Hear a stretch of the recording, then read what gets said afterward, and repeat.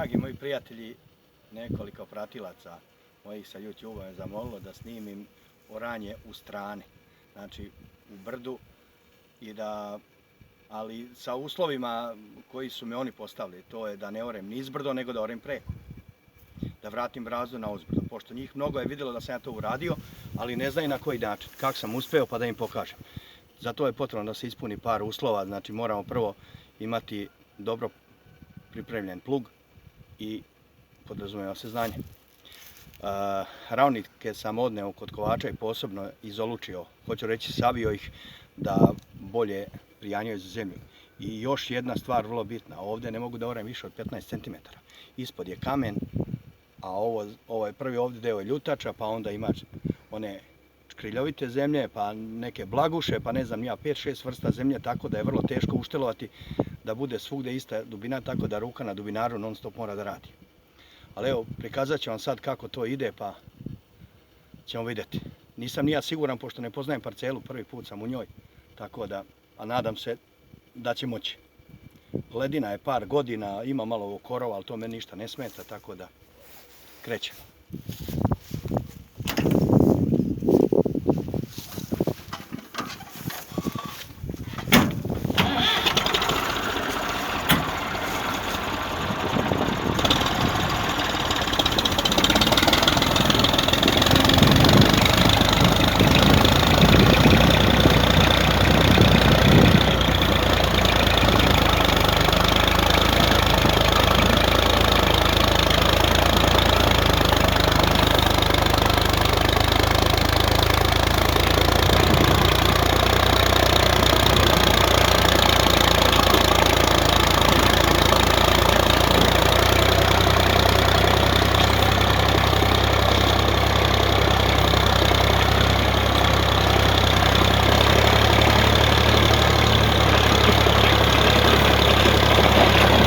Evo čujete kako kamenje zakačuje za plug. Znači kamenito je, ne daj Bože. Evo. Vidite.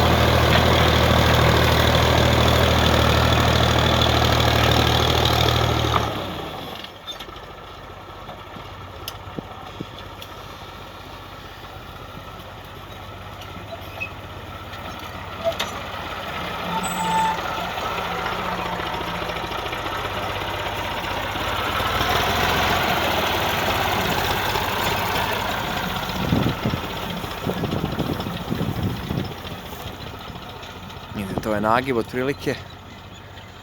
Evo parcele.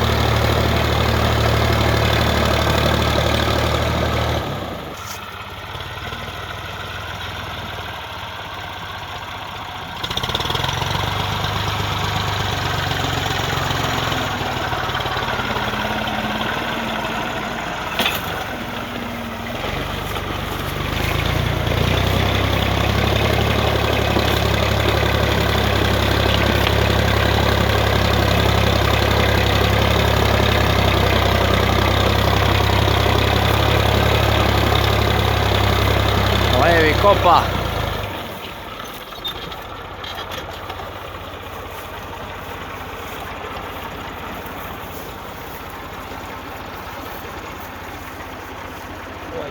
Ovaj dio zemlje je velika ljutača, mnogo nezgodna za obradu, koja ako ravnici nisu oštri, ne može da se uzore nikako.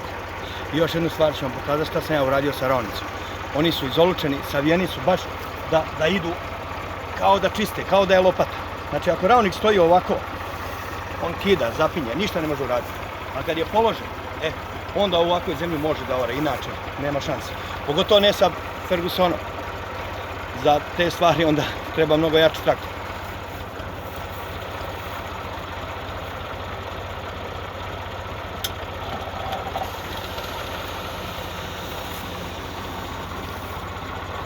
Evo, pogledajte moj ravnik sad. Pogledajte kako je on savijen i uravni sa ovim plazom. Znači, dublje od plaza možda 2 cm. 2-3, više nema sigurno od ovoliko lufta. A kad je luft 3-4 prsta, a onda nema šanse da može da se ore. I mnogo bitno, da imate oba diska. Oni seku i pomažu, znači onda ravnik samo treba da prevrne. A u situaciji kad nema diska, onda on kida. I još nešto, plug 755 je manjeg zahvata. I svako ko razmišlja logikom, laganije ga vuče. Međutim, on mnogo lošije ore. To je najveći problem. Zato što njegova brazda nema širinu da se prevrne, nego je koliko je duboka, toliko je široka i samo se usadi. I kad se sade brazde, one se vraćaju, pogotovo ovako da je njiva izlomljena, tako da onda nema rada. Toliko.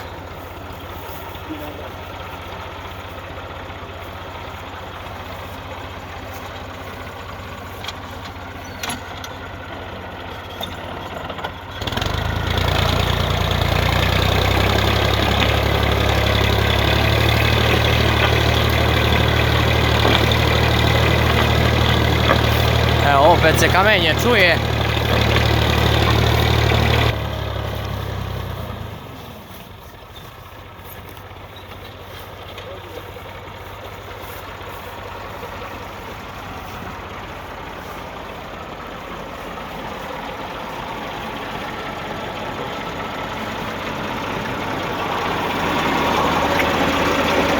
Ovo je položaj gdje je naštelovano oranje, znači na ovoj dubini.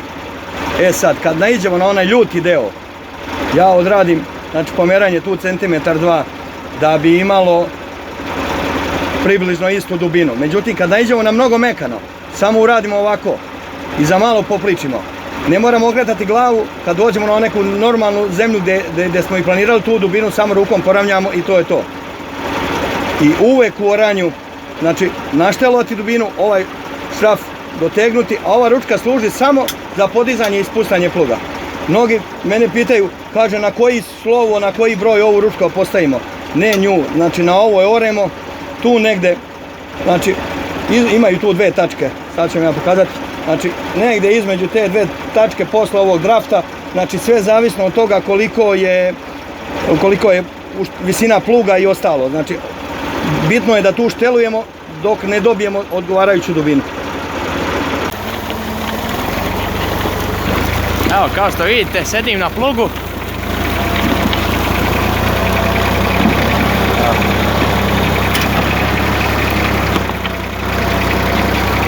Znači, nema dalje od ovoga, iz prvog lica. Evo, diskovi kako seku, kako rade. Znači, evo i druge daške.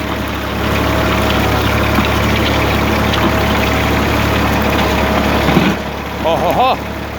Nije baš udobno sedeti na plugu, ali dobro. Pošto pogotovo ovdje ima dosta kamena. Evo vidi se tamo. Znači,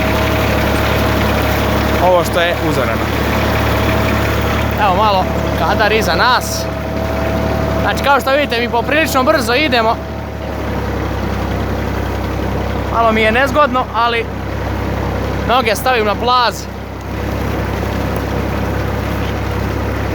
Evo vidite, lepo pakuje, stvarno nema šta.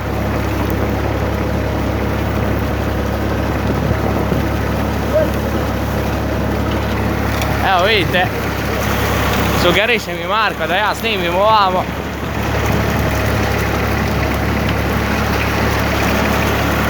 Znači evo vidite ovdje sad pakovanje.